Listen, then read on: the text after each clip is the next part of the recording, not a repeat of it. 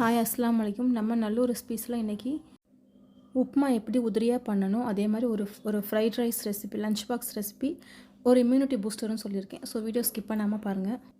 யூஸ்வலாக சொல்கிறேன், நம்ம குட்டி ஸ்டோரி சொல்லிடலாம். இது ரியல் ஸ்டோரி. ஒரு 12th படித்த பொண்ணு அவங்க வீட்டில் வந்து வேறு ஒருத்தர் கல்யாணம் பண்ணுறதுக்கு ஏற்பாடு பண்ணிகிட்டு இருந்தாங்க. அப்போது சென்னையில் இருக்கிற ஒரு பெரிய போலீஸ் ஆஃபீஸருக்கு ஏபிஜே அப்துல் கலாம் இப்படி ஒரு பொண்ணுக்கு அவள் விருப்பம் இல்லாமல் கல்யாணம் நடக்குது, ஸோ அதை போய் நிப்பாட்டிக்கன்னு சொன்னோன்னே அவங்களும் அங்கே உள்ள போலீஸ்க்கு தகவல் சொல்லி அதை நிப்பாட்டிட்டாங்க. அப்போது அந்த பெரிய போலீஸ் ஆஃபீஸர் சென்னையிலேருந்து இங்கே வந்து அவங்க பேரண்ட்ஸ் கிட்டே கேட்டாங்க, ஏமா இவ்வளோ சீக்கிரம் கல்யாணம் ஏற்பாடு பண்ணுறீங்கன்னு. கொஞ்சம் வறுமையாக இருக்குது, எங்களுக்கும் இஷ்டம் இல்லை, வேறு வழி இல்லாமல் தான் நாங்கள் பண்ணோன்னொன்னே எல்லாமே ஸ்டாப் ஆயிடுச்சு. அதுக்கப்புறம் அந்த போலீஸ் ஆஃபீஸர் வந்து அந்த பொண்ணுக்கிட்ட கேட்டாங்க, நீ வந்து எப்படிமா ஏபிஜே அப்துல் கலாம் ஐயாவை காண்டாக்ட் பண்ணி இந்த கல்யாணத்தை ஸ்டாப் பண்ணணும்னு தோணுச்சு அப்படின்னு கேட்டார். இந்த பொண்ணு 10th படிச்சுட்டு இருக்கும்போது இவங்க ஸ்கூலில் அந்த ஐயா வந்து பேசிகிட்டு இருந்திருக்காங்க. அப்போது இவங்க ஏபிஜே அப்துல் கலாம் கிட்ட வந்து கேள்வி கேட்டவங்க கிட்ட வந்து ஒரு கார்டு கொடுத்துருக்காங்க. ஸோ அந்த கார்டில் அவங்களுடைய பர்சனல் மெயில் ஐடி இருந்திருக்கு. ஸோ அதன் மூலியமாக நான் காண்டாக்ட் பண்ணி அவங்களுக்கு நான் இதை தகவலை சொன்னேன் அப்படின்னு சொல்லியிருக்காங்க. உனக்கு என்னம்மா ஆசை அப்படின்னு கேட்டதுக்கு, எனக்கு வந்து நிறையா படிக்கணும்னு சொல்லிட்டு ஒரு காலேஜ் சொல்லியிருக்காங்க. அந்த காலேஜுக்கே வந்து ஃபோன் பண்ணி கேட்டு அவங்களுக்கு ஒரு சீட்டு வாங்கி கொடுத்துருக்காங்க. ரெசிபீஸ் நான் ஏதோ பண்ணிகிட்ருக்கேன், தேவையான எல்லா வெஜ்ஜீஸும் போட்டுக்கலாம். முக்கியமாக அதில் கார்னும் பன்னீரும் போட்டிங்கன்னா இன்னும் ரொம்ப டேஸ்ட்டாக இருக்கும். என்கிட்ட பன்னீர் இல்லை, கார்ன் மட்டும்தான் இருந்தது. இது கூட கேப்பேஜும் போட்டுக்கலாம், சூப்பராக இருக்கும்.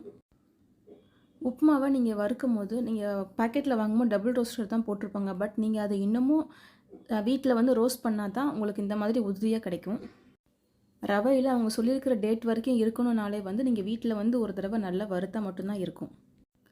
ஸ்டோரியில் பார்த்தீங்கன்னா அதோட அந்த கல்யாணம் ஸ்டாப் ஆயிடுச்சு, அந்த பொண்ணு படிக்க போயிடுச்சு. ரொம்ப நாள் கழித்து அந்த போலீஸ் ஆஃபீஸர் வந்து வேறு ஒரு நாட்டுக்கு அவர் பேசுகிறதுக்காக போயிருக்காரு. அப்போ ஒரு பொண்ணு வந்து நான் இவங்கக்கிட்ட பேசணும் அப்படின்னு சொல்லிக்கிட்டே இருந்திருக்காங்க.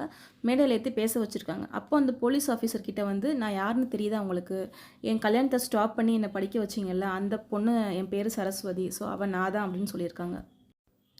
அப்போ அவங்க அவசரமாக ஒரு முடிவெடுத்து அந்த பொண்ணுக்கு கல்யாணம் பண்ணி வச்சுருந்தாங்க அப்படின்னா அந்த பொண்ணோட லைஃபே வேஸ்ட் ஆகிருக்கும். ஸோ இப்போ அதை வந்து பண்ணாமல் வச்சுருந்து அவங்க படிக்க வச்சதுனால தான் அந்த பொண்ணு அமெரிக்காவில் அவ்வளோ பெரிய ஸ்டேட்டஸோடு இருக்காங்க. மேரேஜும் ஆகி. படிப்புன்றது வந்து அவ்வளோ முக்கியம்.